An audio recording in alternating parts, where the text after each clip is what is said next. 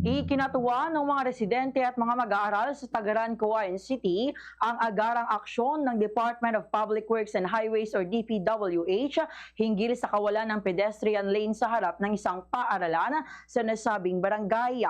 Matatandaan na noong linggo ng Marso ay dinulugan ng ilang mga concerned citizens sa ipabombo mo segment ng Bombo Radyo Cagayan ang kawalan ng pedestrian lane sa naturang lugar. Ayon sa kanila, dating mayroong pedestrian lane sa nasabing lugar, ngunit nang lagyan ito ng aspalto ng DPWH, hindi na ito naibalik. Dahil dito, hindi nagbabagal ang mga dumadaang sasakyan na nagdudulot ng pahirap sa pagtawid ng mga estudyante, guro at iba pang pedestriana. Makalipas ang ilang linggo matapos maidulog ang issue sa Bombo Radyo Cagayan, ay nalagyan na ng dalawang pedestrian lane ang bahagi ng naturang National Highway. Ikinatawa ito ng mga mag-aaral dahil hindi na sila mangangamba sa pagtawid sa lansangan. Fast sa radyo, Bombo!